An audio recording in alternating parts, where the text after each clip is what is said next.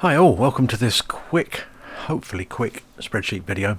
Just a photo walkthrough for the spreadsheet for the 2023 World Cup.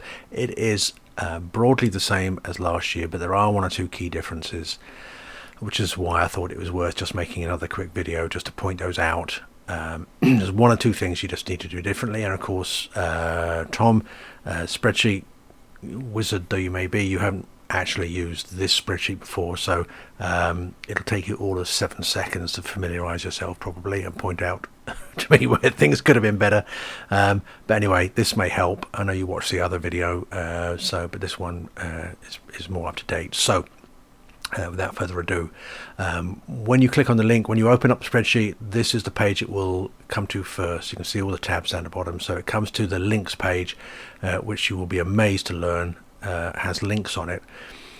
So it's in two sections. The top section is the 6 group tables, and the bottom section is the links to the fixtures and to the results, where you'll be spending most of your time entering stuff in the spreadsheet. So right now here, the 6 group tables, they're populated right now with the 48 teams, but they're just in the numerical order. This is obviously not the draw order. When the draw takes place, all of these 6 group tables will be empty, like I've just made group 1. So all you have to do when the draw is made is just enter in the team number that has just been drawn into the appropriate group. Hopefully I'll be there and I can do this, but if not, with time zones and work and whatever else may come up, any of you can do this. It's very simple. It's literally just that, just a team number. So if team 17 is the first one out of the hat, you just enter in 17, the team number comes up, there we go, Aphrodite, and so on, and team 29, and so on, across all the 6 groups, and there you have it. Really, once these the 6 groups have all been drawn, then the team names will populate across all of the fixture list, and the results and so on. Everywhere else throughout the entire spreadsheet will have the team names now in the correct groups and so on. So that's all you have to do on here, is just enter in the team numbers during the draw. Everything else is just for information purposes, as I said, and then these links for you, which will take you to the fixtures or to the results as you need. So I'm just going to quickly run across the tabs at the bottom here, or at least some of them anyway. So the next one, squads. This is kind of key, because before we get to the draw, there is some editing that's going to need to take place here. So here we see this top section, currently the team numbers and names, again, just as we have them right now. So this is where the section where you would edit team names. If a captain says that that cell 1 is now going to be the Thunder Chickens, as they have been for in previous years, off you go. Just you edit that here. You don't need to enter the team to edit the team number. All those things stay the same, but the team name, that may change, as if teams want to personalize that. So I've changed the team 1 in this case to Thunder Chickens. You can see here in the squad thing that team 1 is now called Thunder Chickens here. Also in the links page where we had Thunder Chickens is entered in there. So that's going to change throughout the spreadsheet when you edit that. So and that's all you need to do up here, is really change a team name if a society wants that edited. Hopefully they will. It won't be quite as dull as penalty books 1, 2, 3, 4 and 5, but who knows. That's just for personalization if they want it. The second section here is the squads themselves. Now again, all you need to do here is enter in the player name once the captain has given you the squad. So to pick a completely random example, obviously, I'm going to go for that there. For you, Carl, you enter in the player name that's been given to you by the team captain. It automatically populates the tier, looks that up, the current tier, and that will be true. If it's if they're a Legend Plus as well, it will show that here. I've got that calculated from another sheet. Similarly, it will change if a player goes from being just a plain L legend to an L plus. That will also update here because I'm drawing that information in from WGT itself. So just for the sake of putting two names in here so that they both work, Carl, Tom, you're both in here now for the purposes of this demonstration in the Thunder Chickens squad. The other thing I need to show you on here, which is a little different, is the allocation of whether a player is a captain.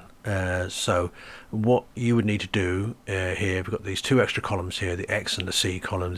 The C column, you just put in a C to designate that player is the captain of that squad, and then that will highlight in blue across there. Similarly, you could put in VC for vice captain. It doesn't really mean anything, I guess, except that it just shows other players, who they are, who's the captain, who's the vice captain, if there is one, and so on. I should say that when the player looks at the squads, they don't see these columns. This is just for you as the administrators, that you can designate this. They'll see the highlighting, so they know who's the captain and so on, but they won't see these little columns here. So the other thing, the X column is, as it explains up here, if a player leaves their club and therefore the tournament partway through, instead of actually just deleting them out, which may affect past results that they've taken part in, you just put an X here, and what that will do is it will blank their name out and their player number, so that can't be reused. So they'll still show up in past results. I don't want to erase them from history altogether, but they're no longer showing in the current squad. And if I go to the squads by group tab, you can see that's the way it's going to look like for players. They can see in this now for this Thunder Chickens team that Carl Beta 76 is the captain because he's highlighted in blue, and there was a player number 2 there who are now no longer taking part. So that's all. That's pretty straightforward, I think. Then I'll just delete those out since we no longer need them for this demonstration.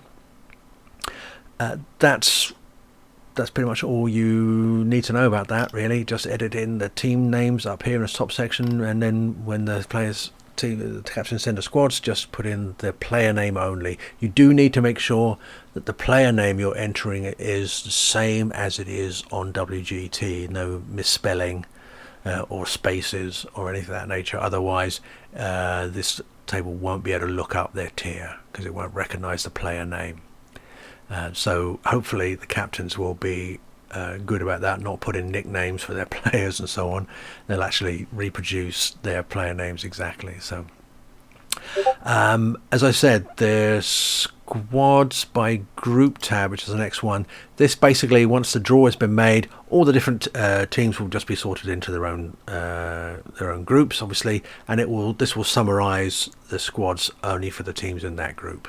Here there's nothing you need to edit on this page. As you can see already, it's already put Carl and Tom in there from this demonstration, and all the different squads all the different groups have their different squads, and you can link to them if you want to have a look here. Group 5 and so on. There's group 5, and back to the top of the page again. It's pretty straightforward, but there's nothing you need to do here. This is just an information only page.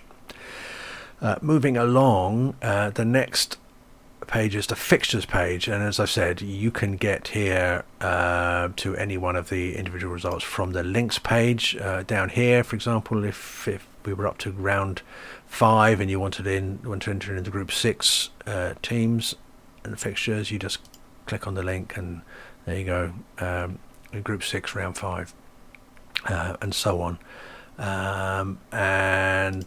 or you can just click on the tab down here for the fixtures.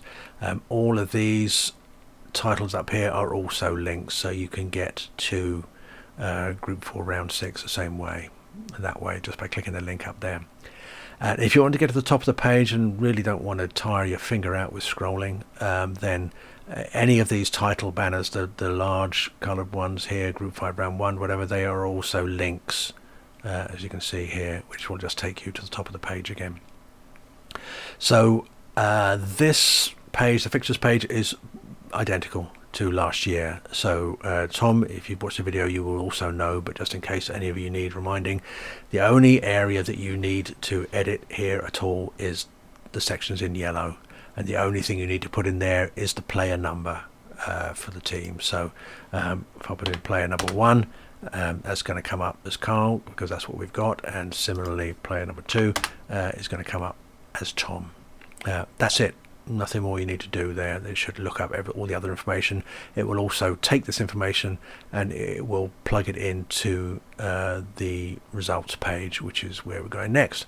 So results, right at the top here, Group 1 results. You can see the fixture we just put in there, Beta 76 against Tom Karaoke. I hope I pronounced that right, Tom. The tier is there, and the handicap, if there was one, for tier difference would be here as well. Again, all these listings up here are also links, so you can get to any group and round just by clicking on the link if you need to. What I have done a bit differently this year for this is that instead of each individual match just having tie numbers from 1 to 8, as we had last year and previous years, 1 to 8 here, then match 2 would also be numbered 1 to 8. I've given every single tie in every single group across the whole thing and the playoffs its own individual tie number. So as you can see, going down 17, so 200 there, 216, 300 and so on. The reason I did that was, for one thing, it's kind of interesting, I think, so you can actually see how many ties have been played at the end of the tournament, but also on a more practical level, it's also it might be easier for you to actually enter in the result you want. If a player reports the result in the forum, and if they let you know, if you can make it clear to them that they should report their tie number, which they obviously will get anyway from the website. So if you happen to know that they are tie number 401, then you can just do a find, just Control F on your keyboard, and if you type in 401, there you go, it takes you to that tie number. That's probably the fastest way of finding the exact tie that you need to enter in a result for. So and wherever you are on this page, because all 6 groups and all 7 rounds are all on this one page, so it goes down an awful long way, as you can see. The quickest way to get to the top of the page is just to click this link in black here, and there you are, right at the top again. Just do that again. There we go. So in terms of entering in the result, again, the same as last year and the same as the fixtures, stay in the yellow. The yellow zone is the only one you need to edit. So in this case, when you're entering a result, you just need to put W for win, D for draw, or L for lose or lost. So if I give this one to Carl, you can see it's automatically plugged in an L for a loss. To Tom, it's given the 3 points to SEL2 team. Now, also just to point out to you that these graphics here, where it's a Group 1, Team 1, so on, I'll change those once we know the team names and their groups. I'll have changed those, so they'll be and also the icons here, the graphics, they'll all be different if teams have set across logos that they want to use and so on. Anyway, that's about it really. Once a result is in, then the tie number will grey out, so you know that's been completed, and the points total will show up down there as you go. One difference now between this year and last year, or in fact all previous years really, is that you don't have to sort the tables anymore. This the points allocation will automatically show up on the tables, which is the next tab along. Here we are, the tables, and these will auto sort so that the positions will automatically show the first team at the top and the bottom team at the eighth, the bottom team at the bottom, peculiarly. Tom, what you won't know is that in previous years you had to do a manual sort. You had to do a kind of a filter thing. You had to sort through here, go to data up here, click sort by numerical and so on, to make sure that once the result had been entered in, that the table was now in the correct order. This will take care of that now, so you don't have to edit anything on this page. You don't have to worry about it at all. The tables page is just, again, for your information. As you can see from the one result that we plugged in there, cell 2 got the win, so they are now a top team, and the Thunder Chickens, who took the loss, are now showing us team number 8.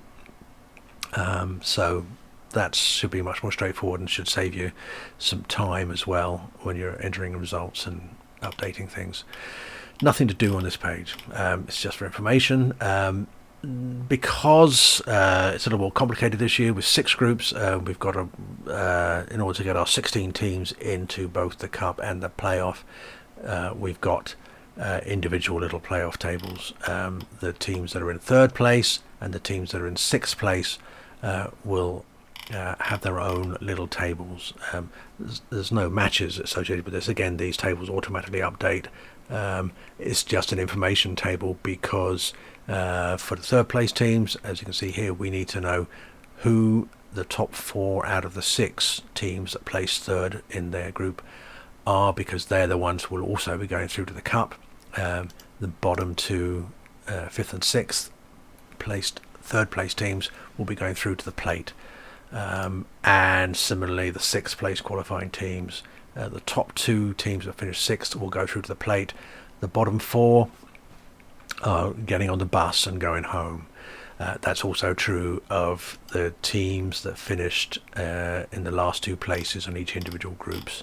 So the top 2 teams in each group plus the top 4 3rd place teams are going through to the cup. Then the bottom 2 3rd place teams plus also the 12 teams that finished in 5th and 6th place, no, 4th and 5th, sorry, they will be going through to the plate. Then the bottom 2 teams that finished in 6th place plus also the bottom 2 teams from each group, that's 16 teams, are going home. So 16 to the cup, 16 to the plate, 16 thank you for taking part, we'll see you next year. Again, the tables team, you don't need to do anything here though, it'll all automatically update. The next tab along is closest to the hole, so this is pretty much reproduced exactly as you had it on your individual spreadsheet, Carl. So we've already got the World Cup teams, donor sponsor prizes are plugged in, so all you need to do on here is update that as you add more sponsors and their donations, and then this section here obviously is for the player that is either leading or has won that particular prize, and what the distance is for each of these shots, all down for all rounds, including the playoffs down to the finals and so on. The other section is obviously the special shot prizes for first hole-in-one, first double eagle, whatever it might be. So I've got 2 sections here, right at the bottom here. This section on the right, again, Carl, that is also from your spreadsheet. That just shows the list of all the sponsors who are offering sleeves of balls for prizes, and I've got that listed here, what numbers they are. And then you've got how many you've used or allocated to the different rounds, and how many there still are left to use, and any notes that go with it. So I've put in here that actually I could make that one there as well. So basically, when you've allocated a sleeve to one of the rounds, you can just say, like here now, type in there, say, okay, one of those has been used, and that will change the still to use column. It will just update obviously now to say you still got 9 there, and you have your total down the bottom as well, so you still know how many sleeves you have left to use and how many have been used, and so on. That's pretty much it, really. When you allocate a sleeve to a particular round or hole or whatever it might be, just listed in here. This section on the left, this is the section that effectively will be reproduced on the website for the players to see. So just as it comes up, just add those in down there, and then it'll appear on the website. So that's all the information I have for you for the closest to the whole stuff, really. Again, as you enter in here, information here, this will also appear on the website. So that will take us through to the playoffs at the end of the group stage. Now, I've got it just slightly different with the playoffs this year, because in previous years where we've had